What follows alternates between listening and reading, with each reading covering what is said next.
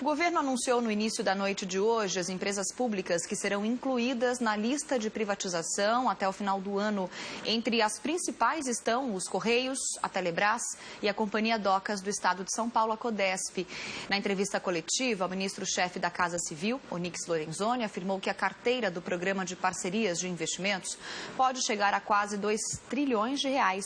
E a viabilidade do plano, apesar de ter sido anunciado hoje, vai depender de uma análise do BNDES. De acordo com o governo, estes estudos vão indicar se há condições do mercado para concretizar a venda das estatais. Então, para repercutir o assunto, entender um pouquinho melhor, eu converso agora com a especialista em direito público, a advogada Fernanda Assis Souza. Fernanda, muito boa noite para você. Boa noite, Fabiana. Olha, vamos falar um pouquinho dos impactos que isso vai ter para o nosso país. A gente já vem acompanhando alguns anúncios de privatizações do governo, não é o primeiro dos anúncios, e agora tem uma lista de pelo menos 9 empresas. Eu vou falar rapidinho quais são elas aqui, que eu acho importante: a BGF, a NGA, Serpro, Dataprev, o CEAGESP, Codesp, a Ceitec, Correios e Telebrás. Tinham sido anunciado mais cedo que eram 17, né? Isso. Mas imagino que dessas 9 existem outros braços a incluir. Sim, provavelmente. Quais são os impactos desse tipo de ação no nosso país, para as pessoas, para a população? Olha, Fabiana, eu acredito realmente que os impactos serão positivos, tá?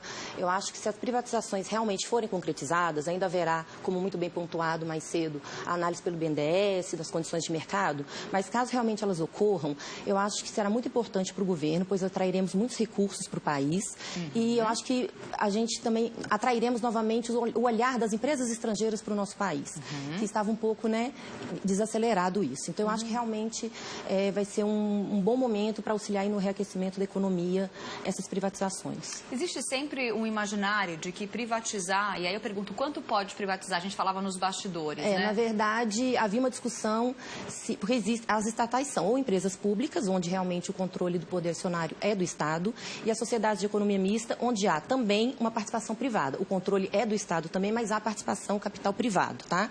No caso das empresas públicas, elas são 100% estatais, realmente, é 100% capital público.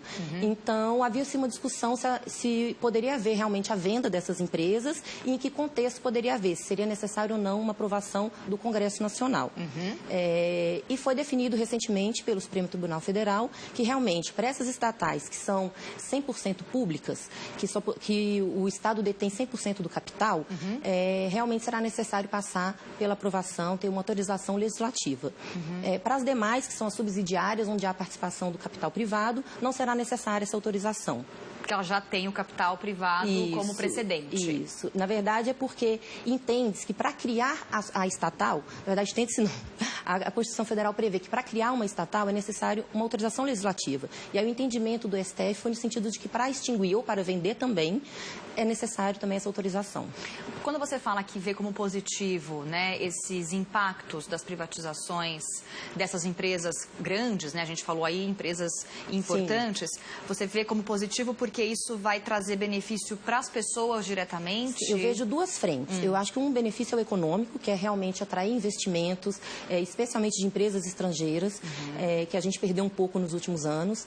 E vejo também um benefício na qualidade da prestação dos serviços. As estatais, ou elas exploram atividade econômica, ou elas prestam serviços públicos. E aquelas que prestam serviços públicos, eu acredito que realmente com a privatização vai ter uma melhor gestão dos recursos, eu acho que vai ter uma melhor eficiência na prestação de serviços públicos, o que acaba beneficiando toda a população, de uma forma geral. Quando você fala dos investimentos, principalmente dos investimentos estrangeiros, mas não só estrangeiros, podem ter investimentos de empresários brasileiros também. Também, com certeza. Isso pode trazer talvez um ânimo maior para quem está pensando em investir ou trazer um pouco mais de confiança para o investidor. Com certeza, exatamente nesse contexto. Eu acho que tem várias empresas importantes que foram divulgadas nessa lista agora há pouco aí pelo governo, Por exemplo, Codesp, Correios, Telebrás, as Telecomunicações Brasileiras S.A., que são empresas muito importantes, de setores muito importantes, Eu imagino que os investimentos possam trazer benefícios no que diz respeito à infraestrutura, exatamente, nas instalações e no serviço final prestado. Exatamente. Eu acho que vai trazer uma melhor gestão do recurso da própria empresa, que hoje a gente vê que realmente o aparato estatal está muito inchado, inclusive nas estatais. Então, eu acho que vai conseguir transformar essas estatais de uma forma mais eficiente, com uma implementação de uma governança privada, que a gente sabe que realmente é muito mais eficaz atualmente. Tem alguma previsão para isso acontecer? Tem um trâmite todo ainda, né? Tem todo um trâmite, né? As privatizações foram incluídas no Programa de Parcerias de Investimentos do Governo Federal, que engloba não só essas desestatizações, como também as concessões. E há uma série de medidas a serem adotadas, né?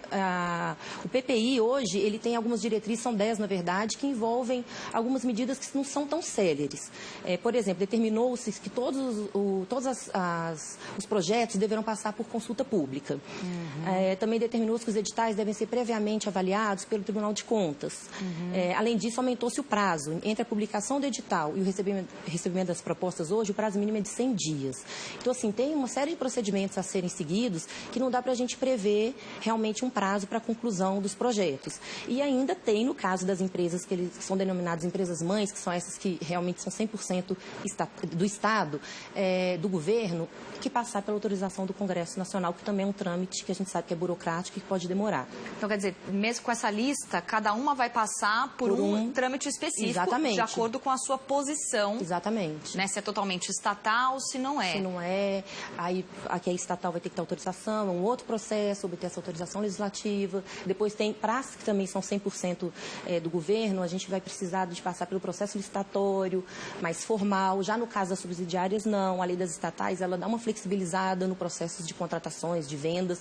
Então, é uma coisa mais célere, é um processo mais célere para essas empresas que são subsidiárias do que para as empresas denominadas empresas-mães. Não dá para ter uma previsão, tipo, pelo menos 6 meses até começar, pelo menos 1 ano. Isso não tem. Não varia como. muito de projeto para projeto. Até os projetos, as grandes licitações que nem estão dentro do PPI, que é esse Programa de Parcerias de Investimentos, elas não dá para a gente ter uma previsibilidade. Há muito questionamento na via administrativa, pelas empresas interessadas em participar da licitação. Há muito questionamento judicial, muitas questões são levadas, tanto na fase prévia, ou seja, na publicação do edital, surgem muitos questionamentos, inclusive judiciais, e durante o próprio trâmite licitatório. Então, realmente é difícil prever.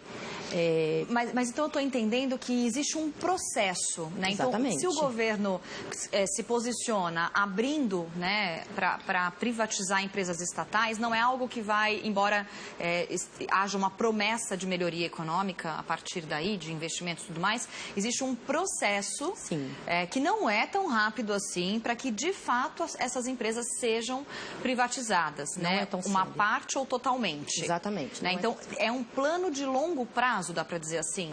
Não, acho que de curto para médio. Depende realmente da velocidade que a própria Secretaria de PPI dará para os projetos. A prioridade. São muitos projetos. Como eu disse, não são só as privatizações, existem também várias concessões em setores importantes da infraestrutura que estão dentro desse PPI. Então, depende realmente da priorização e da urgência que cada projeto terá. Agora, os próximos passos, então, são essas análises, é isso? São essas análises. Como já foi dito mais cedo, realmente vai ter essa análise pelo BNDES, até porque tem empresas que não necessariamente atrairão interessados. Depois terá realmente essas etapas. Acredito eu que todos os projetos passarão por elas, porque são diretrizes do próprio Programa de Parcerias de Investimentos, que é a consulta pública, análise prévia do edital pelo Tribunal de Contas, os prazos realmente normais do processo de licitação. Então, não é algo que a gente consiga estimar e nem dizer que será célere. Não dá para não comentar o fato de que a gente mora num país imenso, né, continental, e que existe uma preocupação sobre o atendimento da população em todo o território nacional para esses serviços que são super importantes nessa lista divulgada, né?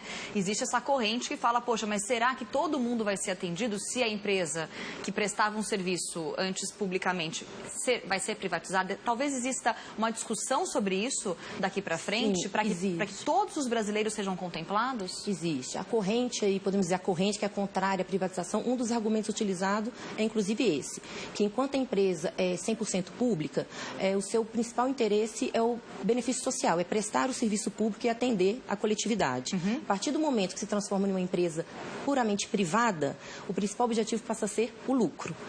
Então, há uma discussão de que, eventualmente, realmente a população mais afastada, estabelecida em locais com menos infraestrutura, em locais com mais difícil acesso, sejam prejudicadas, porque a empresa pode optar por investir nos grandes centros e realmente não levar os serviços ou levar de forma menos eficaz nessas localidades. A gente até estava falando nos bastidores sobre o novo programa dos médicos, né, aqui do nosso país, depois que os médicos cubanos saíram, né, então mudaram, aí o próprio governo anunciou um novo modelo aí para trazer os médicos e esses médicos serem mais bem remunerados, inclusive para estarem interessados em atender a população de regiões mais distantes ou com a estrutura um pouco menor. Imagino que para esse tipo de serviço importante, né, para a população, devam haver regras, né, para que a atuação dessas empresas privatizadas, então, possam atender a todo mundo, né? Isso é um ponto que a gente tem que questionar, mas, de qualquer forma, os investimentos que o governo espera arrecadar com essas privatizações, que foi divulgado agora há pouco pelo ministro-chefe da Casa Civil, Onyx Lorenzoni, é na casa de 2 trilhões de reais, podendo chegar a esse investimento e, claro, esse valor acaba atraindo e muito. Bom, de qualquer forma, é uma notícia que acaba de sair, a gente vai continuar fazendo a cobertura completa sobre este assunto aqui no Band News. Eu agradeço a participação da Fernanda Assis Souza. Muito obrigada. Eu que agradeço, Fabiana. Até uma próxima para a gente conversar mais sobre este assunto. Ela que é especialista em direito público e advogada, comentando aí a lista de empresas que foram anunciadas agora há pouco pelo governo, abertas então à privatização.